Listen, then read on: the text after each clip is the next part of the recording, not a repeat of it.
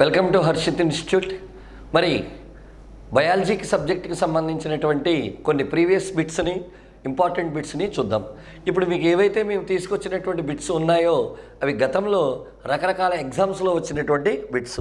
మరి ఇవాళ స్థూలంగా ఒక శ్వాస వ్యవస్థలోనే ఒక ముఖ్యమైన 5 బిట్లను మనం చూద్దాం. గుడ్. ఫస్ట్ క్వశ్చన్ చూద్దాం. The process of respiration in the earthworms takes place through. వానపాములలో శ్వాసక్రియ ప్రక్రియ అనేది దేని ద్వారా జరుగుతుంది? చూడండి, వానపాము అనేటువంటిది ఇలా ఉంటే ఆ వానపాము అనేటువంటి దాని యొక్క చర్మాన్ని కనుక తీసుకుంటే పైనంతా తడిగా ఉంటుంది కాబట్టి తడి చర్మం. మరి తడి చర్మాన్ని మనందరం ఏమంటాం ఇంగ్లీష్లో? Wet skin. కాబట్టి క్వశ్చన్ ఏమడుగుతాడు? ఎర్త్వామ్ యొక్క శ్వాసాంగం లేదా వానపాము యొక్క శ్వాసాంగం అంటే తడి చర్మం, ఎర్త్వామ్ యొక్క రెస్పిరేటరీ ఆర్గాన్ అంటే వెట్ స్కిన్. గుడ్. అలా కాకుండా మిగతా వాటిని చూద్దాం. ఇక్కడ ఆన్సర్ ఏముంది? స్కిన్. దట్టు ఏమని రాయాలి? వెట్. తడిగా ఉంటేనే ఇది పనిచేస్తుంది. చాలాసార్లు గతంలో అడిగాడు, ఒకవేళ వానపాము యొక్క చర్మం తడిని కోల్పోతే ఏమవుతుంది? రెస్పిరేషన్ ఆగిపోయి మరణిస్తుంది. If earthworm skin is dry what will be happen? Earthworm will be died. కాబట్టి ఈ రకంగా మనకు ఉంటుంది. రిమైనింగ్ చూద్దాం. సార్, ఊపిరితిత్తుల ద్వారా జరుపుకునేది ఎవరు? మానవుడు. అంటే త్రూ లంగ్స్ ద్వారా మ్యాన్ రెస్పిరేషన్ చేస్తూ ఉంటాడు. సార్, ఈ లంగ్స్ అనేటువంటివి మ్యాన్లోనే ఉన్నాయా? కాదు. ఉభయచరాలు, దట్ మీన్స్ యాంఫిబియన్స్, కప్పలు జరుపుకుంటాయి. సరీసృపాలు, రెప్టైల్స్ ఊపిరితిత్తుల ద్వారా జరుపుకుంటాయి. పక్షులు, ఏవ్స్ జరుపుకుంటాయి. క్షీరదాలు, మ్యామ్మల్స్ జరుపుకుంటాయి. అంటే ఊపిరితిత్తులు అనేటువంటివి ఉభయచరాలు, సరీసృపాలు, పక్షులు, క్షీరదాల ద్వారా జరుపుకుంటాయి. అంటే లంగ్స్ అనేటువంటివి యాంఫిబియన్స్, రెప్టైల్స్, ఏవ్స్, మ్యామ్మల్స్లో కూడా ఉంటుంది. అయితే ఈ ఊపిరితిత్తులకు సంబంధించి ఇంకేమైనా మాట్లాడచ్చా? ఎస్. పుస్తకాకార ఊపిరితిత్తులు. పేరు కాస్త విచిత్రంగా ఉంటుంది చూడండి. పుస్తకాకార ఊపిరితిత్తులు. సార్, దీన్ని ఇంగ్లీష్లో ఏమంటారు సార్? Book lungs. మరి బుక్ లంగ్స్ మనకి ఎందులో కనబడతాయని చాలా ఎక్కువగా అడుగుతున్నాడు. బుక్ లంగ్స్ అనేటువంటి తేలు, స్కార్పియన్లో కనబడతాయి. సేమ్ ఇలాంటిదే ఇంకొద్దిగా ముందుకెళ్ళచ్చు. Book gills, that should be book gills. అంటే పుస్తకాకార బొప్పలు ఎవరిలో కనబడతాయి? రొయ్య. మరి తల ద్వారా జరుపుకునేదేవి లేదు. Pores that exist on it's anterior end. దాని ముందు భాగంలో ఉండే రంధ్రాలు. వానపాము ముందు భాగంలో ఉండే రంధ్రం పేరే నోరు, స్టోమియో అంటారు. మౌత్ అనొచ్చు, టెక్నికల్గా స్టోమియో అంటారు. Answer should B 1. నెక్స్ట్ చూద్దాం. క్రింది వాటిలో ఏ భాగాన్ని మన శరీర వ్యవస్థ యొక్క సౌండ్ బాక్స్ అని పిలుస్తారు? Which of the following part is known as the sound box? అంటే మనలో శబ్దాన్ని ఉత్పత్తి చేసేది సౌండ్ బాక్స్. శబ్దాన్ని ఉత్పత్తి చేసేది ఏది అని అడుగుతున్నాడు.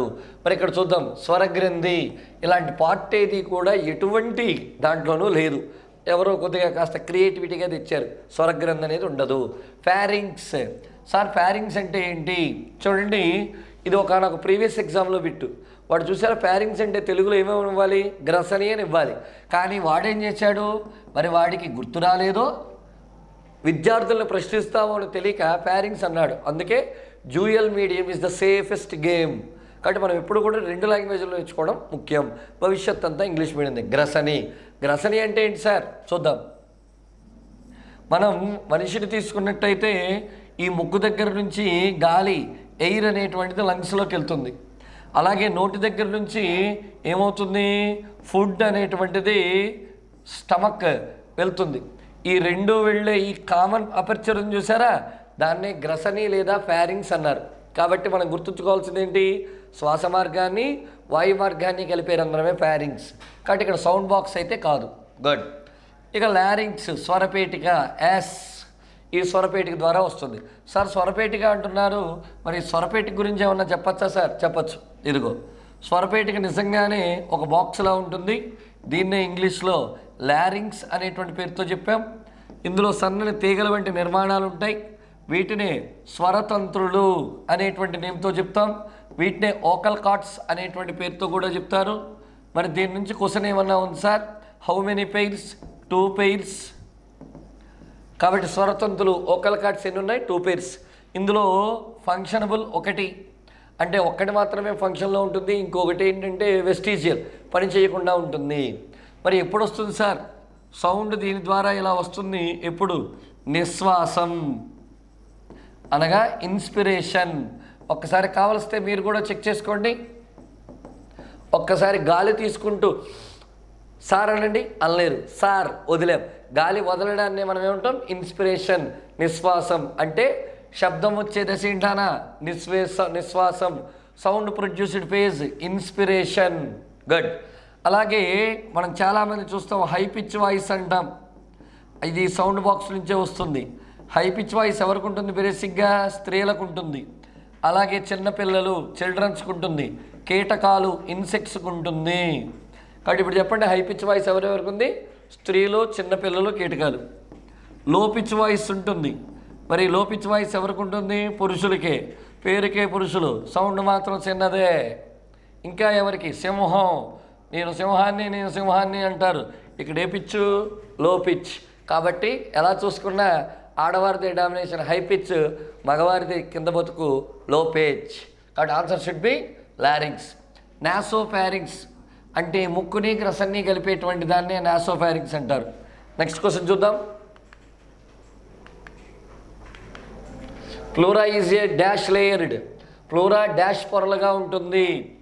ఊపిరితిత్తు తీసుకున్నాను, ఇదిగోండి. మరి ఊపిరితిత్తుల చుట్టూ ఉండేటువంటి ఈ లేయర్నే ప్లూరా అనేటువంటి నేమ్తో చెప్తాం. ఇది 2 లేయర్డ్గా ఉంటుంది. ఇలాగా ఈ 2 లేయర్లో కొంత ఫ్లూయిడ్ ఉంటుంది. దీన్నే పుపుస ద్రవం అంటారు. ఊపిరితిత్తుల్ని కాపాడుతున్న పొర పేరు ప్లూరా, ఊపిరితిత్తుల్ని కాపాడుతున్న ద్రవం పేరు పుపుస ద్రవం, పల్మనరీ ఫ్లూయిడ్ అంటారు. ఇలా ఇంకా ఏమున్నాయి సార్? మెదడుని రక్షించే పొర పేరు మెనింజస్. ఎన్ని పొరలు ఉంటాయి? 3. కన్నును రక్షించే పొర పేరేంటి? కంటి పొర, ఒకటే ఉంటుంది. హార్ట్, హృదయం, హృదయాన్ని రక్షించే పొర పెరికార్డియం. ఎన్ని పొరలు ఉంటాయి? 2. లంగ్స్ని రక్షించే పొర ప్లూరా. ఎన్ని పొరలు ఉంటాయి? 2. కాలేయం, లివర్ని రక్షించే పొర గ్లిస్సన్స్ క్యాప్సూల్. మరి అలాగే మూత్రపిండాలను రక్షించే పొర రీనల్ క్యాప్సూల్. ముష్కాలు, టెస్టిస్ని రక్షించే పొర ట్యూనికా ఆల్బూజినియా. కాబట్టి answer should be double. Next చూద్దాం. In which respiratory part does the diffusion of gas takes place? ఏ శ్వాసకోశ భాగంలో వాయువు వ్యాప్తి చెందుతుంది? చూద్దాం. ఈ శ్వాసకోశ భాగాల్లో ఎక్కడ వ్యాప్తి చెందుతుంది అని అడుగుతున్నాడు. చూద్దాం ఒక్కసారి. చూడండి, స్వరపేటిక సౌండ్ ప్రొడక్షన్ అవుతుంది, ఇక్కడేమీ వ్యాప్తి చెందదు. దీన్నే మనం లారింగ్స్ అంటున్నాం. ట్రాకియా అంటే శ్వాసనాళం, వాయునాళం. మరి ఈ ట్రాకియా అనే వాయునాళంలో నెమ్మదిగా వస్తుంది. ఇందులోనే సి ఆకారపు ఉంగరాలు, సి షేప్డ్ రింగ్స్ అనేటువంటివి ఉంటాయి. దాని నుంచి మనకి బ్రాంకీ వస్తుంది, శ్వాసనాళాలు. ఆ బ్రాంకీ నుంచి బ్రాంచెస్ వస్తాయి, బ్రాంకియోల్స్. ఆ బ్రాంకియోల్స్ చివరన ఉంటాయి ఆల్వియోలై. ఇక్కడ జరుగుతుంది.